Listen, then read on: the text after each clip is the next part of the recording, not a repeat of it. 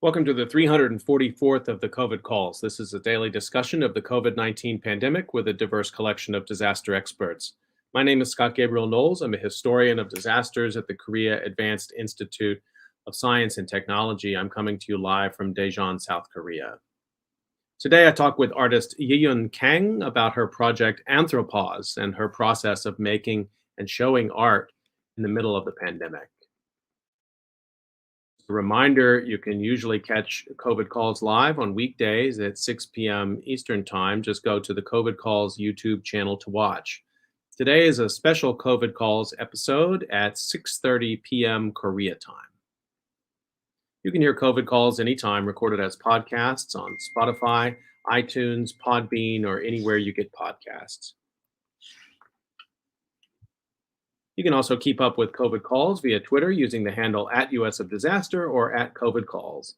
Please help spread the word and send suggestions for future guests and future topics, and please feel free to suggest yourself as a future guest.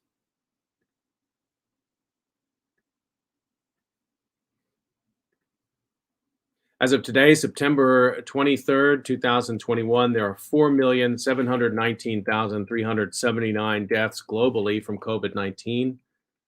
According to the Johns Hopkins University Coronavirus Resource Center. I've been reading an obituary or a story of advocacy for those impacted by the pandemic, and I'd like to continue that now. The headline is, "He Went Downhill So Fast. Dad who lost 15-year-old Kentucky student to COVID warns others." This was written by Valerie Honeycutt Spears and Jeremy Chisenhall, appeared September 8th. 2021 in the Lexington, Kentucky Herald Leader. A 15-year-old Shelby County high school student who loved school never got to go this semester. 2 days before classes started, he tested positive for COVID-19, and he spent nearly a month in the hospital before he died from the virus. Justin Klein, age 15, died from COVID-19 on Sunday, September 5th, after testing positive on August 9th. According to his father, George Klein. The teenager loved to dance to Johnny Cash, go swimming, and spend time with his loved ones. But his loved ones spent Justin's final days watching him struggle to breathe, tangled in tubes in a hospital bed. "Sit there and watch it is the most difficult thing I've ever been through," said Doyle Manley, a longtime friend of Klein's family, who, along with his wife, helped take care of Justin. Just to see the kid there with tubes, at the end, he had tubes coming out of his chest, one coming out of his side, all the monitoring stuff, the IVs. It's an awful thing, he said. Manley was often alone with Justin at the hospital. After Justin tested positive for COVID-19, so did his father and his father's girlfriend. Both suffered significant symptoms and weren't allowed to see the 15-year-old boy for 2 weeks. COVID-19 restrictions at the hospital made it difficult for his recovered dad to see Justin. Manley planned to rotate 24-hour shifts with his wife, Sarah Manley, but just days into Justin's hospital stay, she tested positive too. Doyle Manley went to the hospital by himself during the day and then went home to try to sleep at night, he said. It was too hard to sleep at the hospital with all the noise. Justin's grandmother, who also contracted COVID-19, recovered from her symptoms and was able to get onto the visitation roster, Manley said. 4 family members were eventually added, but Justin's symptoms had gotten more severe at that point. "It's heartbreak pure and simple, just to see him there suffering like he was," Sarah Manley said. "It's senseless."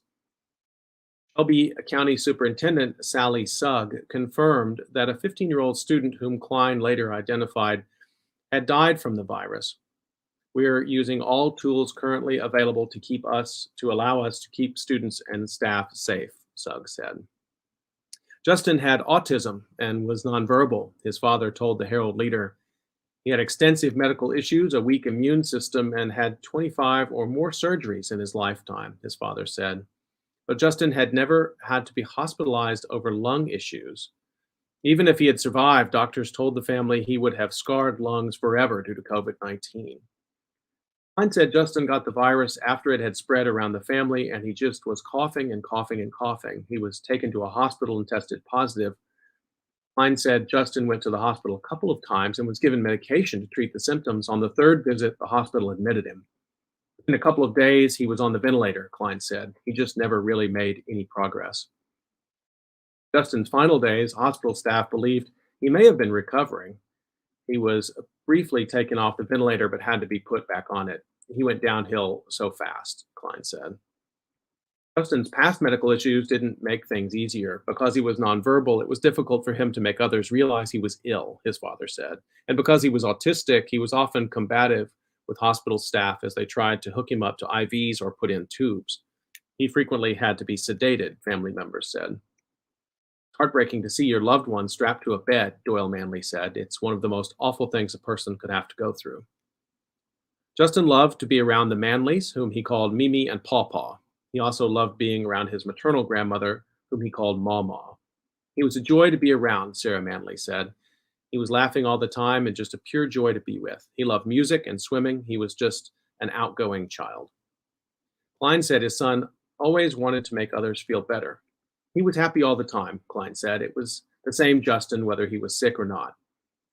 Justin loved to play a Johnny Cash album on repeat on the Manley CD player. Sarah Manley said they planned to play Cash at Justin's funeral, she said. Doyle and Sarah Manley were both vaccinated and advocated for vaccinations. They hoped Justin's story would help more people realize the importance of getting vaccinated. Sarah Manley called the death a horrifying ordeal. She said she had a son killed in a car accident and it was nothing compared to this. This has hit me way worse because it was more preventable, she said. Both said they wished people would take the virus more seriously to keep others from having to go through what Justin went through. People need to see it, Doyle Manley said. I wouldn't wish it on anybody, but they've got to understand the gravity of the situation and what could happen. Justin wasn't vaccinated, Klein said. Klein also had not been vaccinated. He said he wanted the vaccine to get full approval from the Food and Drug Administration first. He was planning to get the Pfizer vaccine now that it has received that approval. Justin's father, Mr. Klein, said he believes people should get to make their own choices about vaccinations. I'm going to go take my vaccine, Klein said. I'm going to do my part. As bad as it sounds, once it affects them personally, then they'll change their minds. Klein also said his girlfriend had been vaccinated but got just as sick as he did when they both contracted the virus. While vaccinated individuals have still contracted COVID-19, data indicates symptoms are less likely to be severe for a vaccinated person compared to an unvaccinated person. Klein said he's a big advocate for wearing masks to try to stop the virus's spread.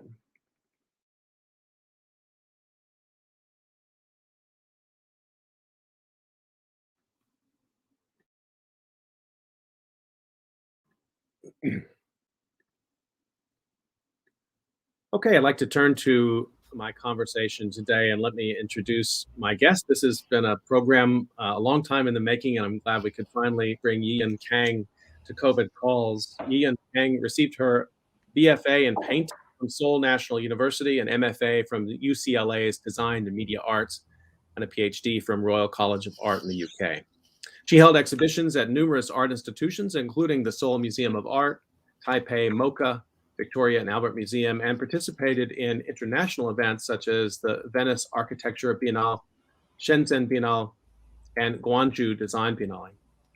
In 2020, she participated in the transcontinental contemporary art project Connect BTS as the only Korean artist. In 2017, she received the Red Dot Award with Deep Surface, a commissioned exhibition by Max Mara. Recently, Kang had solo exhibition Anthropauze at PKM Gallery in Seoul. Currently a visiting lecturer at the Royal College of Art in London, and also gives lectures at Politecnico di Milano in Milan, SOAS University of London, and Sotheby's Institute of Art, also in London.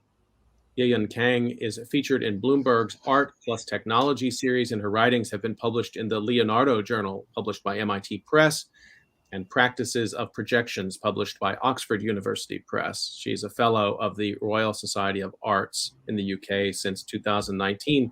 YIYUN Kang, thank you so much for joining me on COVID Calls today. Hi, Scott. Thanks so much for having me. And I know we started to talk about this COVID call a few months ago already, when I was in Korea at the moment. But now I'm back in London doing my quarantine. So I think it's a perfect condition for this talk today. I want to acknowledge as we start also that it was a student of the Graduate School of Science and Technology Policy here at KAIST, who pointed me first to your extraordinary work and has helped to make this happen. So thanks to Hyuna for that. Yeah, thank you for her too. I'd like to start the way I generally do, just find out where you're calling from and what the pandemic situation looks like there. So I am in, just I mentioned that I'm in London. I just came back to London after a year of stay in Seoul, Korea, where I was born and grew up. But and then I am, as I told you, I'm doing my quarantine, preparing the new term, which begins next week. So it's been a dynamic year from 2020 to 2021, from lockdown in London, flying back to Korea, and I came back to here again. So yeah, I'm in London now. Will you have completed 4 weeks of quarantine at this point, or more than that? It's just 10 days of quarantine, and it's really fortunate. I just figured that the NHS, the National Health System in the UK, they just announced that at the moment there are red country, amber country, green country, and Korea is one of the amber countries, so we have to do the quarantine. There's no exception, although I am fully vaccinated. But from the early October, the green and amber countries will be combined together. It means that I don't need to do quarantine if I'm fully vaccinated. So that there are lots of things will change. If Korea is amber, I can't imagine who is green. But I know. There are just like a really handful countries in the green list. Amazing. I hadn't thought about that. Anybody perceiving Korea as being a dangerous country to travel in from with the pandemic. I've been asking guests also if they wouldn't mind sharing a memory of this period. It's the impossible assignment, as I call it. But I wonder if you wouldn't mind contributing to that. What sticks in your memory? Something really strong about the pandemic. For me, it was really dynamic because actually at the very early stage, we talked about the temporality, but we'll go back to that notion later. So at the early stage of outbreak, I was in Korea preparing for the Connect BTS exhibition. And then we were really lucky that we opened the exhibition, but we had to close the exhibition in the middle of it because of the outbreak of COVID-19. And then I was a little bit frustrated, of course. And I had to come back to London for my teaching. And at the time, London was okay. Whole European countries were doing fine. And people, most of the people, they don't know what COVID is. And then I started to I just really, spread the issues. It's coming. It's coming. We really need to be aware of that. It seems to me that there's no exceptional countries. But nobody believed that at the time. But within 3 weeks, it just came. And then a lot of things rapidly changed. But this society, London doesn't have that much of infrastructure. For example, the fast internet, like fast delivery systems, some of the systems that Korea has. So the whole situation went really tough. If you go to the supermarket, there's no water to buy. There's no toilet paper to buy. It feels like almost like a wartime. And then the policies on the streets, you have to go back to your flat, you have to stay inside, no engagement with any other people, blah, blah, blah, blah. And then it was like a really, really scary time because I am here living alone, and then there is no water to drink, there's no toilet paper to use. And, the delivery system is not that, stable enough to keep things running. And then all of the teaching just, shifted to the online. and all of my project has been canceled. Who would see the exhibition under the COVID-19? All of the museums, galleries, they're closed. The project exhibitions, they're all canceled. So I have suddenly become a kind of like a jobless person, I must say. But I am a teacher, I'm a lecturer at the university, but my major identity is artist. And I felt that I lost my job instantly. So I must say that it was really depressing and frustrating time. Yeah. And then I decided to go back to Korea after when was it? In the middle of a second national lockdown in London, because in here, the only thing that I could do was like a Zoom teaching. Right. With the students. It's okay, it's good, but I thought that maybe I should go back to my family to stay together in this particular time. That was my initial thoughts. So, okay, let's just like, what about my visa? What about my job? Blah, blah, blah. Forget about everything, that I should go back. So that's the time when I made the decision. And since then, I spent a year and I just came back. So there was the summer of 2020 Yeah. that decided to, wow. Mm-hmm. I wanted to ask you about your previous work, and there's a lot of it, but let's start with kind of really recent previous work, because you mentioned the Connect BTS project. It's a pretty extraordinary project. I mean, and I'm really sorry that it had to sort of, I hope it was a pause, not a completion. I don't know. You can tell me, but what is Connect BTS? Yeah, it's for me, that was really an honor for sure. It's a huge pleasure to be a part of the project. It's not just because it's collaboration with the BTS, like a mega successful boy band from Korea, but it's also because of how we interpret the notion of connect in a different way. Because there are lots of collaborative projects in the art world, collaboration with the celebrity, collaboration with the artist, blah, blah, blah.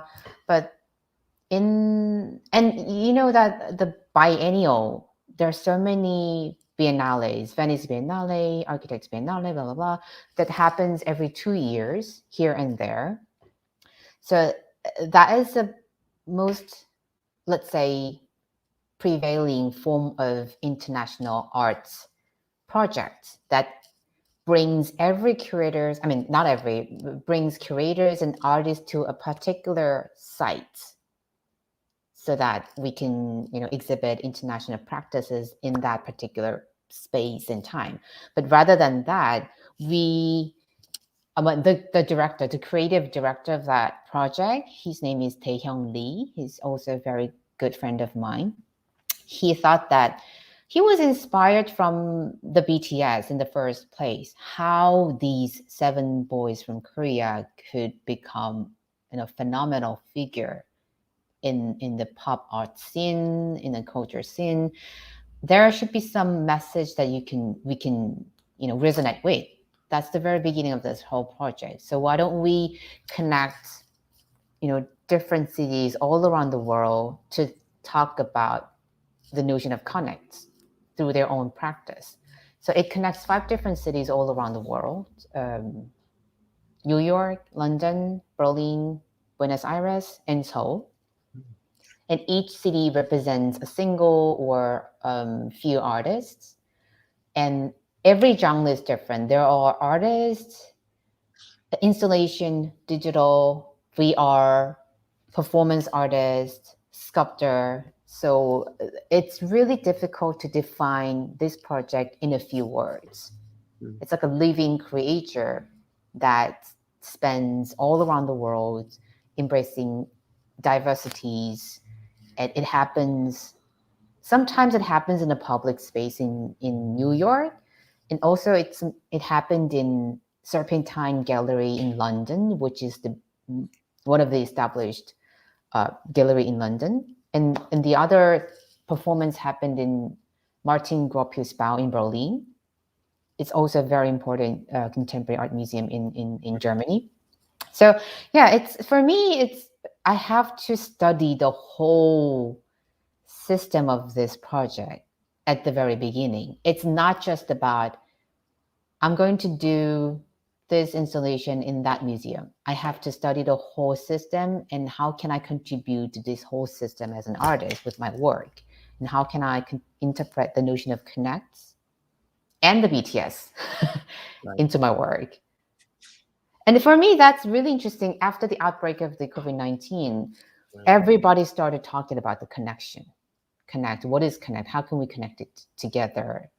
So we didn't plan it, but the whole project, the Connect to BTS, it gave interesting. We've got a lot of interesting feedbacks after the outbreak of COVID-19. So. I mean, it's now we're looking back on it. I mean, one of the features of it, as you're describing, is to create these opportunities. So artists are working, if I understand it, in their own settings, in their own cities, but then there's this platform that then enables them also to interact. Mm-hmm. And that's been done before, but the scale at which you're doing it and connecting with BTS Mm-hmm. as part of it adds a whole new dimension to it. And Right. then COVID breaks out and the whole world moves its whole life, those who can move it to these kind of mediated technologies like Zoom. So it's to me, I mean, the timing is uncanny. It is.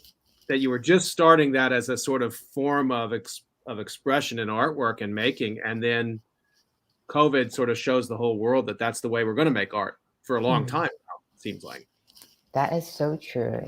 There's really I do agree that it is really uncanny. So.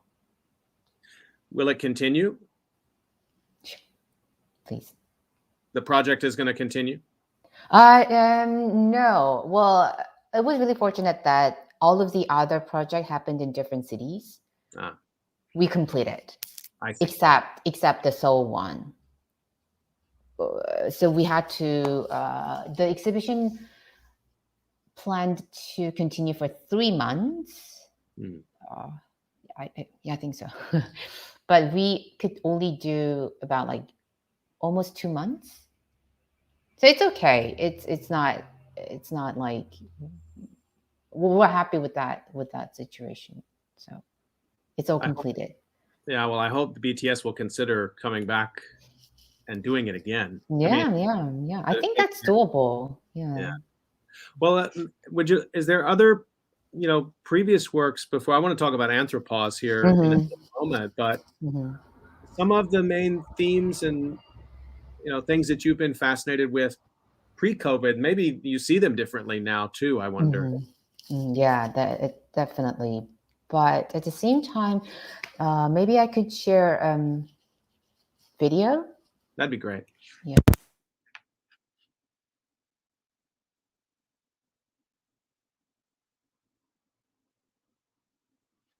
So while YIYUN Kang is preparing to show us some of her previous work, I just want to remind everyone you're listening to COVID Calls, and I'm talking to artist YIYUN Kang today, the creator of the project Anthropauze, and we were just talking also about her project Connect BTS, and now we're going to see some other work. So I'm going to, YIYUN, I want to hand it back to you, and you can set this up for us.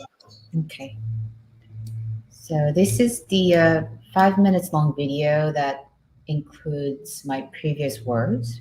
I probably, play and pause here and there if I want to explain it. And if you have any questions, Scott, please just, Absolutely. Okay. Yeah. Great. Go ahead. Okay. Can you hear the sound?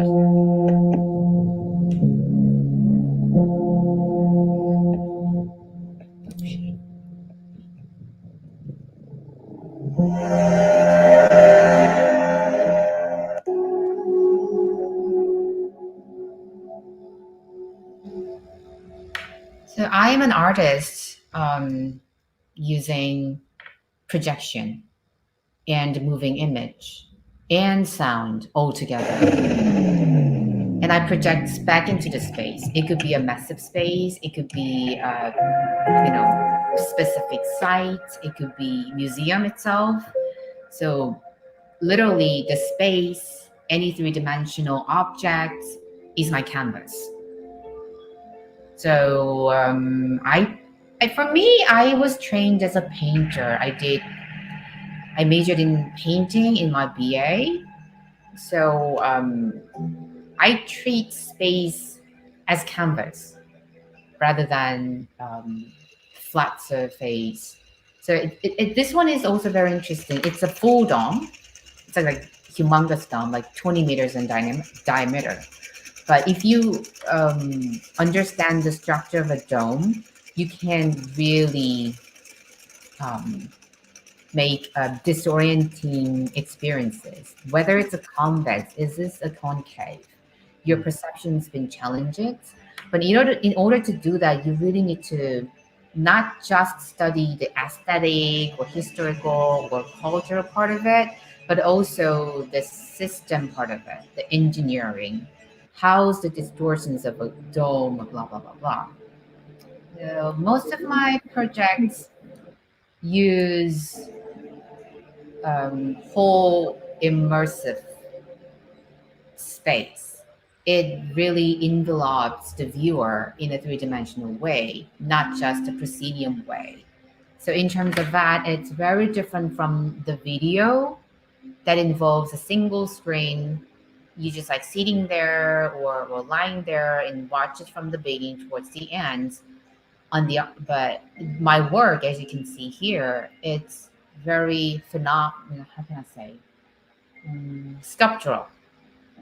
You have to go into the space. You need to study the dynamic of the space. Where is the best spot for you as an audience? So it's about finding a relationship with you and the work within the space. So to do that, yeah, this one is a slightly different one because it's not projection, but it's a massive LED sculpture in the public space. So I describe my work, as an environmental moving image because it involves a moving image in a sculptural way, three-dimensional way. So I kind of like that to use a term to define my works. It is environmental, but moving image. Maybe I could. Oh yeah, this one is a project that I mentioned earlier. I made a music video with Greenpeace. This one is titled "Save the Ocean." And in this music video, I have collaborated with the performers that you just like watch in that video. And there's it's a band who created the music for the video. So it's about the Fukushima disaster, but we wanted to deliver the message in a different way. Maybe the arts could deliver this events, disaster in a more engaging way. So it's not about frustrating or depressing mode, but rather than that, we kind of begging the god of the ocean to save the sea, blah, blah, blah. So that was the project with the Greenpeace. And the video that I'm showing now is another project about COVID-19. It's called, let me share this one.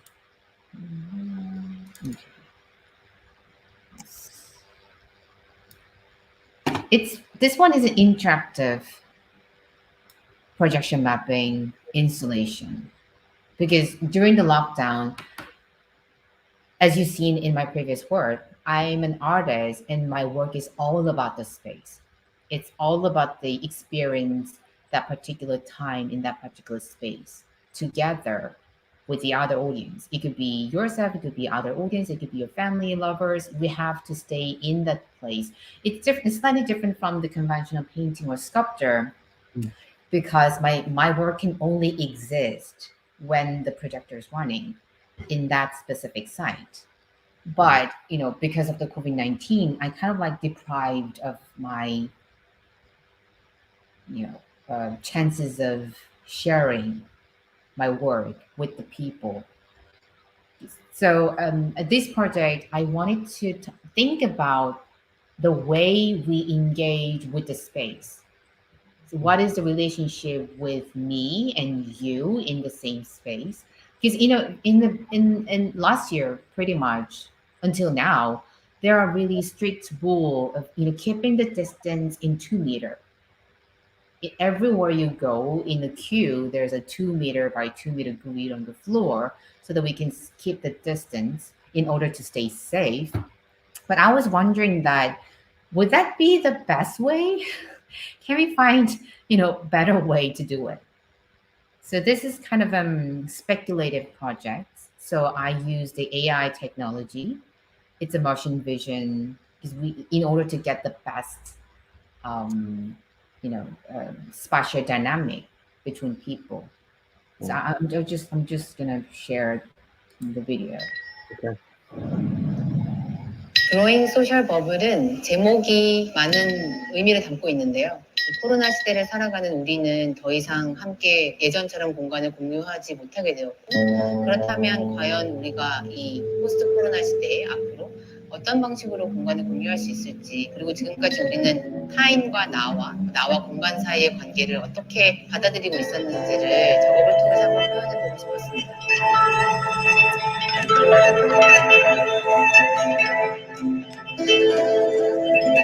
최대한 이 같은 공간 안에 들어와 있는 사람들이 나일 수도 있고 나의 가족이 함께 들어와 있을 수도 있고 전혀 모르는 타인이 있을 수도 있는데 자연스럽고 자유롭게 인터랙션 하시면서 다양한 세 가지의 모드를 최대한 관람해 보시면 그 경험 자체에서 느끼시는 게 있기를 바라고 있습니다.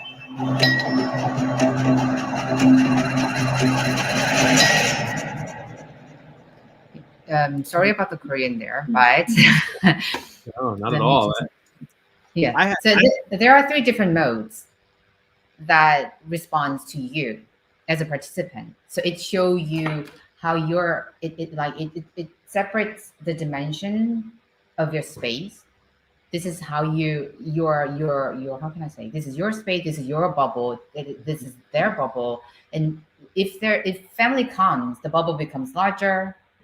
So it's kind of like engaging, but at the same time funny. I didn't want to make end of the world kind of interactivity, but I just wanted to make fun experience so that people really can think about the way we engage with the space in the age of COVID-19. So that's one of the latest projects that I made and responding to COVID-19.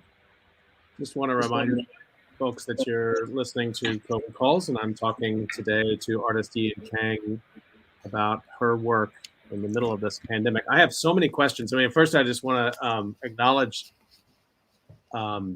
how broad your range of talent is and what we're seeing there. I mean, there are pieces that are sculptural, and then we find out that they're LED display, and then there are pieces that it's the museum wall itself that becomes the interactive space, and then there's people who are dancing, moving their body, and there's so many layers to it. I want to go back though to you said you were trained as a painter, and I can't help but wonder if during this time you haven't thought, wow, I really wish I had stuck with painting, because I don't see how you in an apartment either in London or in Seoul, you don't have the way to stretch out in the space that you need to do the kind of work that you've been showing us. So I'm fascinated to know, I guess, first of all, how you've had to adapt your practice.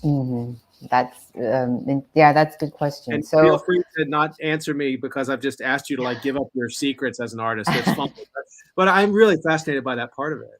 Yeah, it's my pleasure, of course, and thanks for the questions. I'm a painter. I really love to draw something on the surface. Painting is all about the relations between the surface and depth, creating an illusion on top of some two-dimensional surface.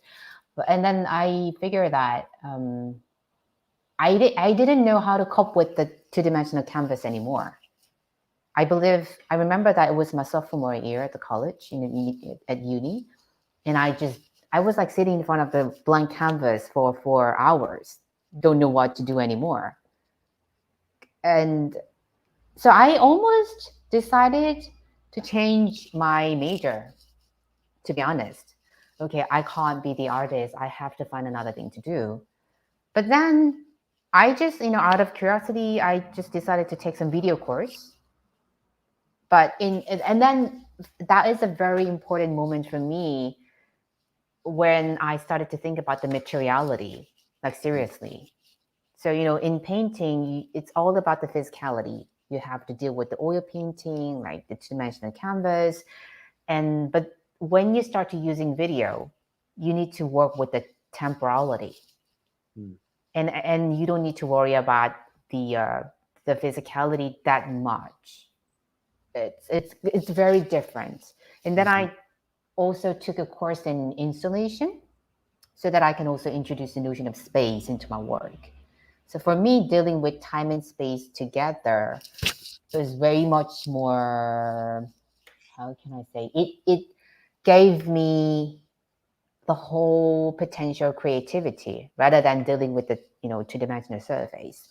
And at the same time, I must say that I was really mesmerized that I can exceed my own corporeality, the physicality. My body, which is like a really tiny Asian female body, I can only deal with big canvas. But if you're using video, if you're using projection, it could expand in a massive scale. So from that moment, I kind of started to think about the scale and time and space. And at the same time, now I kind of understand that I'm a type of an artist who really put focus on the communication. I'm not a type of a person who can stay inside of a studio and make some of my own and put it in the white wall. But I'm a type of person who wants to work with lots of people. It could be performer, it could be musician, it could be an engineer. So as you can see, a lot of part of my work is collaborative. It's about the collective intelligence, collective creativity, and I really love it. Love the way so that's the reason, because you asked me, the spectrum of my work seems wide. It's because I really love to do it. That I really love the flexibility of this medium. It's actually it's immaterial. It's a digital. It's bits of whole bytes of data. And all I need is like a hardware or software to be connected to. And at the same time, it means that so that I can work with a lot of interesting people, architects, performers, musicians. So was it the answer to your question? It was the answer with even more to think with, because the collaborative part. So, I mean, we have the problem of lockdown, and then even when you get out of that, I mean, there's all sorts of protocols that everyone had to follow to get into various spaces to get materials. I can only imagine how complicated just the logistics of your art practice became early last year. But then the collaborative piece as well, as you've said. And I had the opportunity to go on the last day of your Anthropauze exhibit at PKM Gallery in Seoul, and you only had to be in the space for 10 seconds to see people interacting with it. So it's so interactive and so collaborative, but COVID pushes back against that. COVID is about restriction. It's about distance. And so I guess I wanted to follow up with that. Maybe you can talk about the Anthropauze exhibit. Sure. I want to ask you some more questions about it, but particularly your discussion of getting away from the canvas and or maybe expanding the notion of the canvas to include dimensions of space and time that fixed two-dimensional canvas can't accommodate. Well, you certainly have done that with the Anthropauze. I mean, it's just an extraordinary project. Can you tell us about it? Yeah, sure. And I will share the video one more time. And I'm really grateful that I can have you and your family to my exhibition at the very last day. I wish Share. Okay. This one. Maybe I can just a short one. Okay. It's up to you. I have like many of them, but let's start with this short one.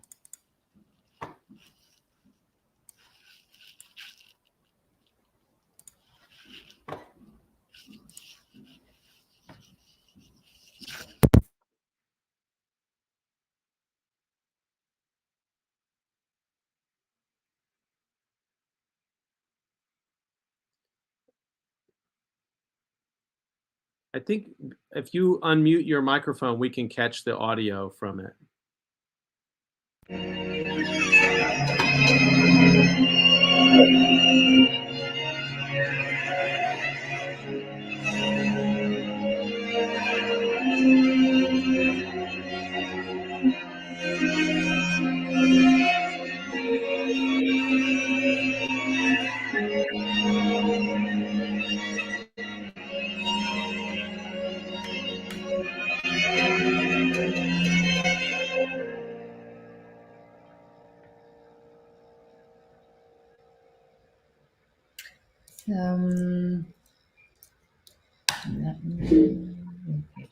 I will play another one so that I can Okay. talk over it. While you're setting that up, just to remind everyone, you're listening to COVID Calls. I'm talking to YIYUN Kang today about her art practice in the middle of project Anthropause.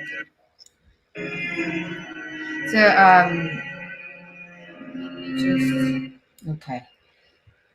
My exhibition titled Anthropause, I found the term in the paper.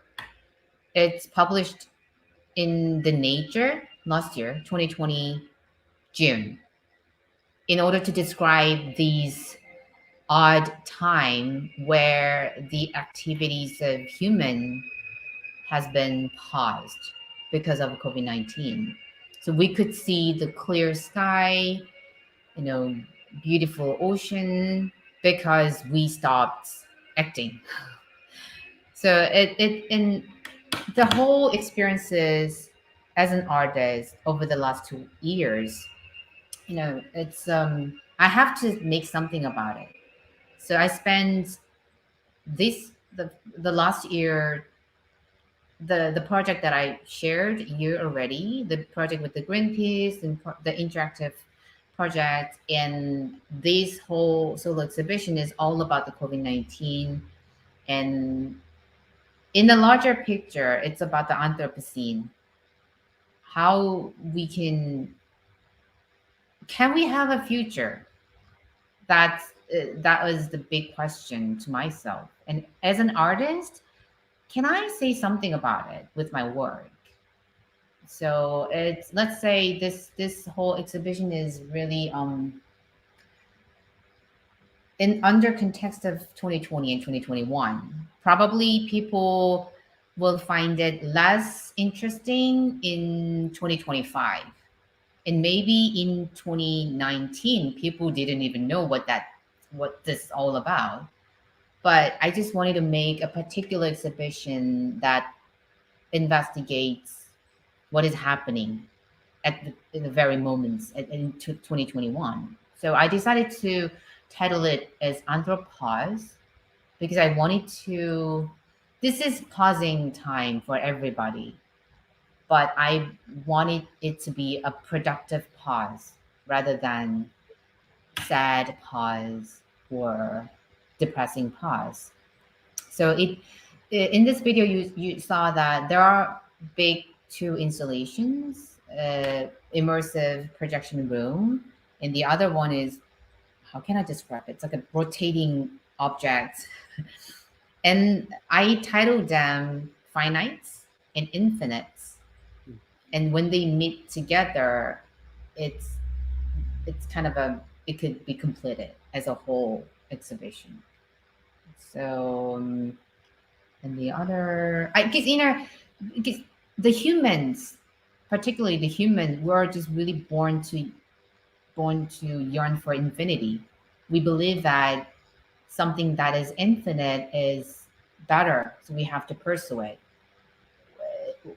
We have to make money infinitely. We have to pursue a career infinitely. But over the course of my research for this exhibition, I found that in the really, really ancient Greek times, it was quite the opposite, actually. They believed that infinite is inferior to the finite because the infinite has no completion. But after that, human started to link the infinite to divinity, and we started to pursue the linear growth and development that can, as if we can develop infinitely. So my whole exhibition questions about that binary thinking, the dualistic ontology. Probably we should go back to, we already have that history. Probably we are all finite, and that's the reason why we are beautiful.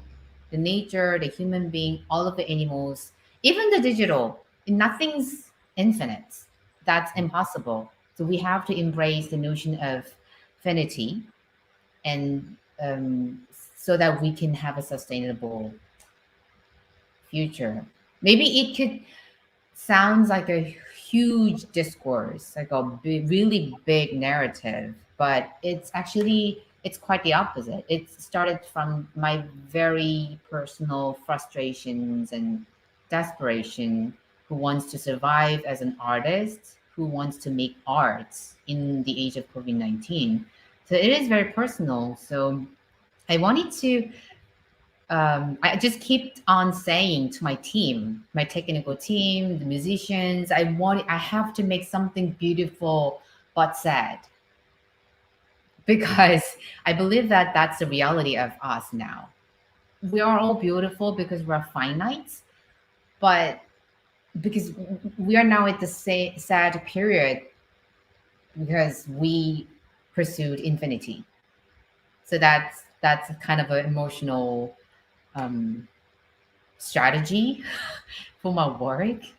So that's one thing. There's kind of how can I say, oxymorons. The immersive projection installation is finite, and the tiny small object is called infinite.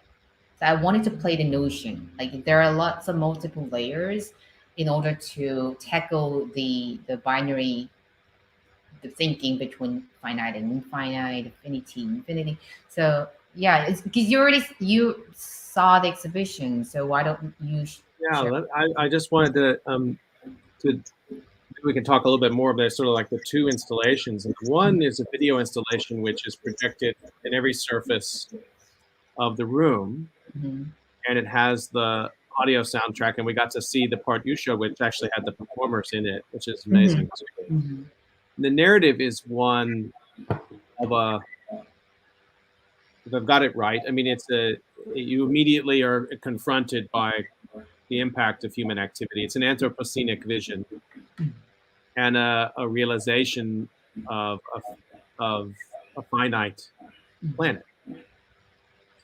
And it is, I think, what you said, that you wanted to make something beautiful but sad. I mean, it really accomplishes that.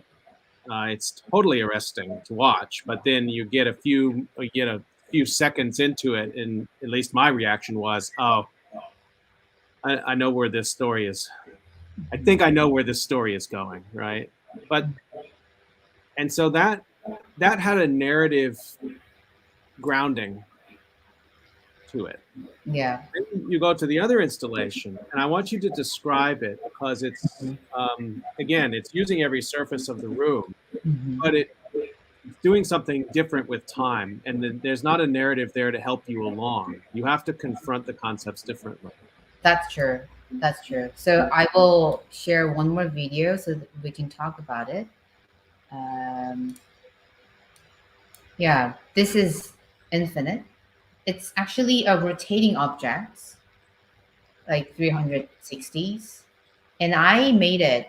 It never slipped over the whole exhibition period. It means that it runs at night, in the morning. It runs even when the the gallery is closed because I wanted to connect the notion of infinity to this installation. So it just keeps on rotating infinitely, at least during the exhibition periods.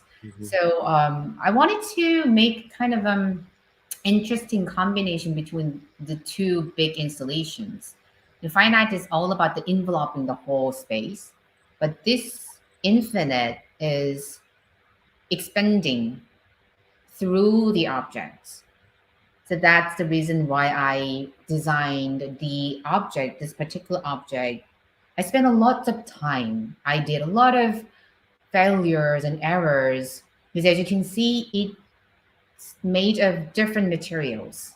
So the center area is a translucent fabric. So it's the projected images, it's projected on the fabric, but at the same time, it passed through the fabric so that the images can be projected back onto the wall, on the floors, wherever that is projected.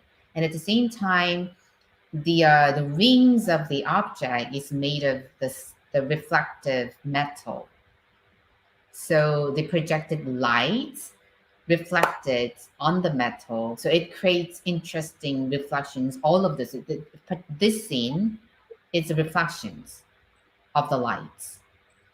So although I'm using a single object, it's the moving images projected all over the space. Because I want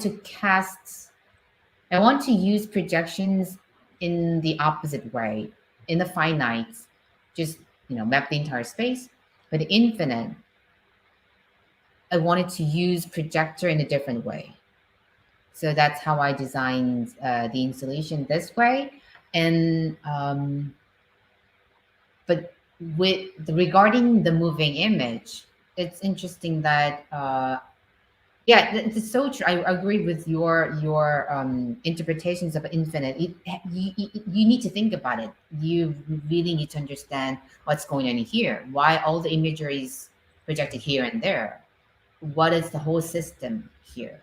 Because I wanted to talk about the only, nothing is infinite, but the only thing that we can say that is infinite is the fact that everything is connected.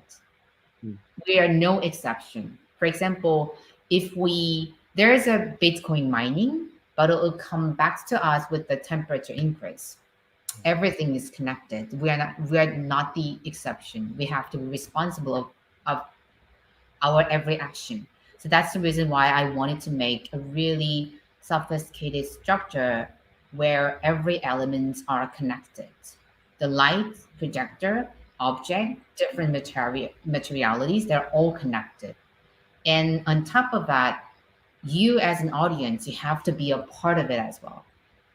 Your shadows, your engagement, your locations, and the rotating object, they're all connected in this infinite as an art piece. So I just wanted to make and give a chance to think about what is going on.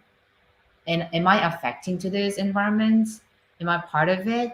Where's the light? Where's the moving image? Blah, blah, blah. And then there's another layer that give more contextual story to infinite, that, how can I say, the speed of the moving image. It's kind of difficult to describe it. I inserted a data set to moving image, which is last 150 years of carbon dioxide concentration.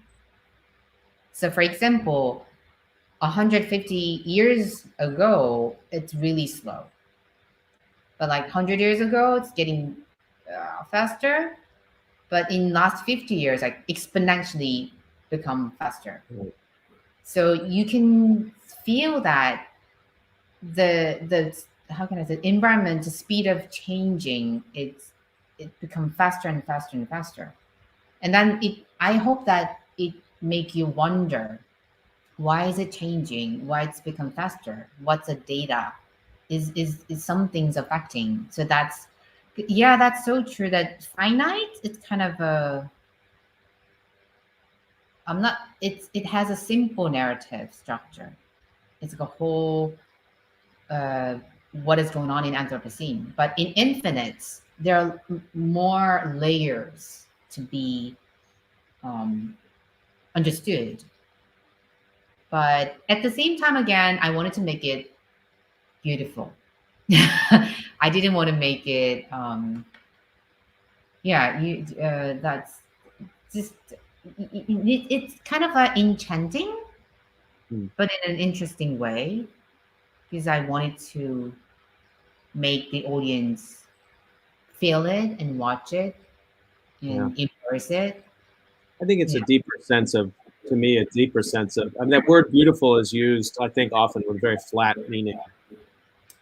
But, and I see this through your work, you know, grappling with climate change, grappling with the Anthropocene. Also, you know, that work you showed with the Greenpeace and dealing with Fukushima, that loss, I mean, which is also what disaster is about. And my colleague Jacob Remus, who's a brilliant historian of disasters, talks about just even the problem we have talking about something like disaster, which he says, he uses the phrase, it's suffering out of place. And so it's another way of thinking about what beauty is. Beauty is also about destruction and loss. And if, you know, you're reaching back to older forms and to myths and to the Greeks. I think they had a better vocabulary to talk about beauty. That's true. And so, you know, this notion that you're watching this, like you said, this acceleration, which is then becomes part of how you interpret what's happening in the room, the acceleration of the carbon. It's terrifying, but there's a beauty in that, or at least that's how I experience. I can only speak from my own experience of it. But I wanted to follow up, just you know, ask you about that also, what it was like for you to watch people interact with it. Because again, the making of these works, the concepts, and then the making, which is done in the context of COVID across 2 continents. And now you're in a room in Seoul again, and people are coming in. And I had the privilege of watching people come in, and they were embracing you, and you were very good. I mean, you can take to the side, and I could see you were sort of explaining what's going on just enough so people get into it, but not so much that you're lecturing them. And it was fascinating to kind of watch you work in that way. But I wonder, what was it like for you? Was it satisfying? I think that's really important question to think about. Because I mentioned that I really value the communication parts of my work. I want to deliver. I want my message to be delivered.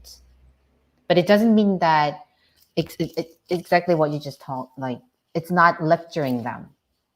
I just provide a situation, and I hope the situation could be thought-provoking. So in order to make that situation, I tried so hard how my moving image should be, how the timing should be, and what kind of music do I need to enhance the emotional response, and how the speed of the rotation should be, for example. So every little quality in that exhibition is actually, it's highly articulated, I must say. But all of the efforts is just because I want to talk to them. So as you have seen in the last day of my exhibition, if my friends visiting, I just love to, you know, hug them and talking about what I've done.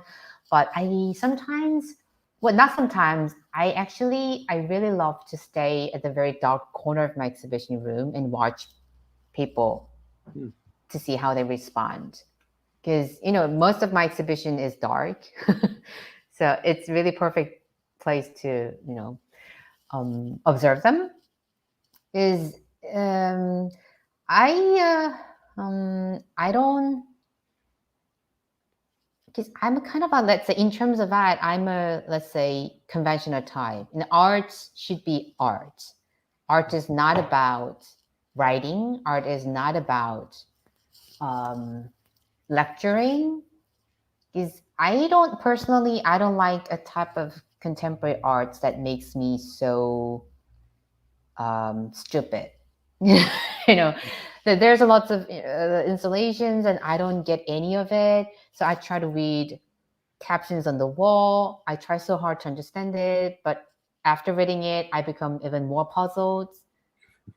But for me, that's not intention of making an artwork.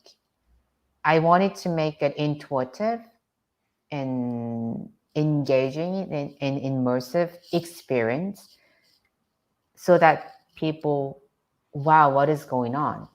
Mm. And it has to go to the next level, which is not just about the fancy illusions, but it has to make them think. What is going on? Why the forest is burning? Why there is the rotating object? It's making reflections. So, but for me, I was really happy to see that people kind of get it. Mm-hmm. But for me, it's really, really difficult to keep the balance between the two. It has to be interesting, but at the same time, it has to be critical. It's not just about the fancy surface decoration. It has to bring the audience to think about something. Although it could be different from my intention, but I'm really happy to.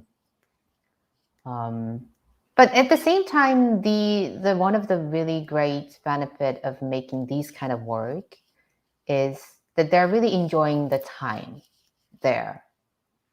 Like they're sitting down, they're just running, and they're taking photos and videos so that they can share it on their SNS, the Instagram, whatnot. And it's kind of it's shifting. But now at the moment, I'm teaching. I did my PhD, but it's kind of it's shifting periods. That's how I understand so far. It's not just about the object, but art is about the experience.